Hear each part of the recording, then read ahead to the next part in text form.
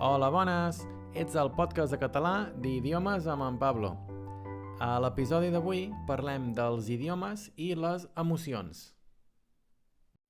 Quan parlem en un altre idioma, som persones diferents? Ens sentim de manera diferent?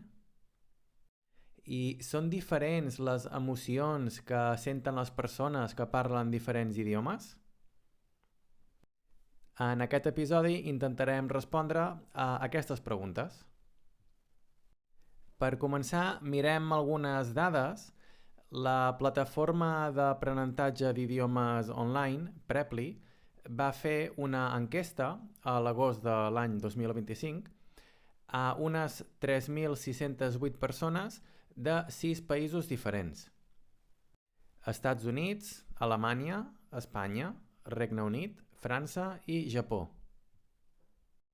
Els participants van respondre a dues preguntes sobre les emocions que senten quan parlen el seu idioma matern i quan parlen un altre idioma estranger. És interessant veure les diferències de les emocions que la gent sent quan parla la seva llengua materna o quan parla una llengua estrangera. Llavors, les emocions que la gent associa a la seva llengua materna són 8 i comencem per ordre de major a menor. És a dir, comencem amb la emoció que la gent més sent i acabarem amb la que menys sent. La primera és la comoditat. La segona, l'identitat cultural. La tercera, l'orgull. La quarta, el sentit de pertinença. Després tenim la confiança, la seguretat, l'amor i, per últim, la número 8, l'alegria. En canvi, les emocions que senten els participants d'aquesta enquesta quan parlen un idioma estranger són les següents. També començant de major a menor. La número 1, ment oberta. La número 2, connexió. La tercera emoció, la confiança. Després tenim la llibertat, l'orgull, la intel·ligència, la número 7, la curiositat i la última, l'empoderament. Llavors, com pots veure, en general les emocions són bastant diferents.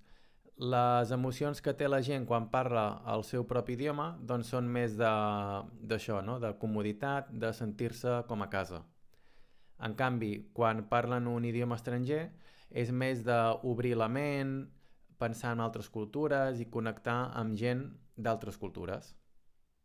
Abans de continuar, parem-nos un moment a mirar una de les emocions que he dit, concretament l'última, que és l'empoderament, que últimament està de moda aquesta paraula.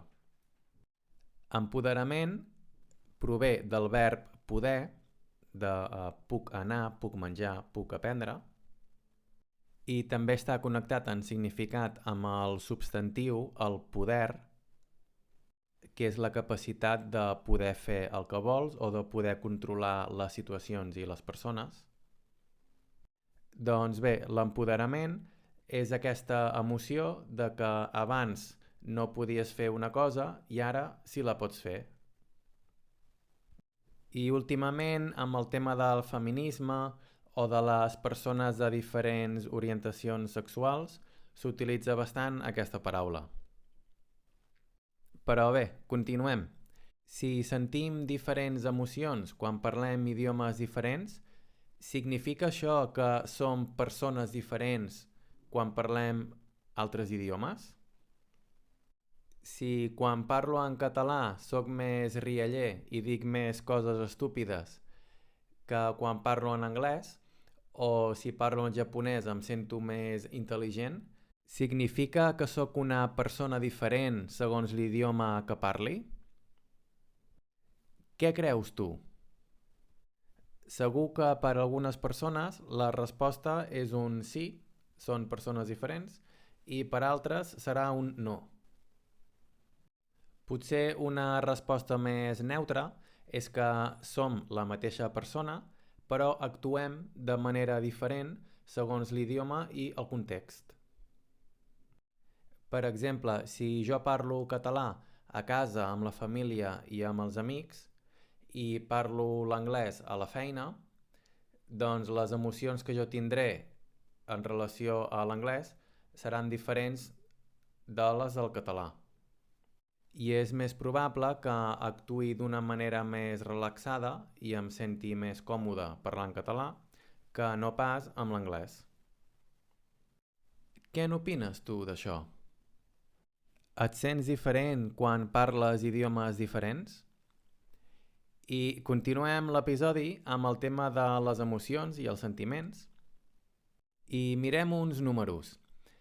A les llengües d'Europa hi ha com a mínim unes 500 paraules per descriure les emocions. Però no és així en tots els idiomes. Per exemple, a la llengua malaya, que es parla a Indonèsia, només tenen unes 230 paraules. I a la llengua Ifaluk, que es parla a l'oest de l'oceà Pacífic, només tenen unes 50 paraules per descriure les emocions. És a dir, que els europeus tenim doncs, unes 500 paraules i, en canvi, la gent que parla Ifaluk només 50. Significa això que la gent del Pacífic senten menys emocions que els europeus? Els parlants de llengües amb més paraules per descriure emocions tenen més matisos emocionals, poden sentir emocions que els parlants d'altres llengües no poden? Segur que aquí també trobem la mateixa polaritat d'opinions, és a dir, una part de la gent deu pensar que sí i una altra part que no. Jo no sóc científic i no tinc la resposta, però diré la meva opinió. Jo penso que a nivell fisiològic, és a dir, al nivell del cos, a les reaccions químiques i biològiques que tenim al cos, segurament tots els humans tenim les mateixes emocions, però quan les expressem en paraules ho fem de manera diferent. Per exemple, en català tenim la paraula caliu, que és un substantiu masculí, el caliu. El caliu té dos significats que estan relacionats. Un és quan fem un foc, una brasa. Primer el foc és fort, però després, al final, aquest foc és més suau, és més fluix. Doncs d'aquest foc més suau en diem el caliu. I, per exemple, aquí a Catalunya, quan fem carn a la brasa, és molt popular fer també patates al caliu amb all i oli. Doncs després de cuinar la carn al foc, queda aquest caliu, que és aquest foc més suau, i amb aquest foc fem les patates. I després les mengem amb all i oli. Doncs el segon significat de caliu és una emoció agradable, de tranquil·litat, de comoditat i de connexió. Per entendre aquest sentiment ens podem imaginar que som a casa un dia de tardor, per la tarda a vespre, que està plovent, i a casa tenim una llar de foc i fem un foc, així hi ha el caliu del foc i estem nosaltres doncs, assentats al costat del foc, tranquils, amb la família, potser xerrant o llegint un llibre. Doncs aquesta emoció d'estar així tranquil al costat del foc és aquesta emoció de caliu.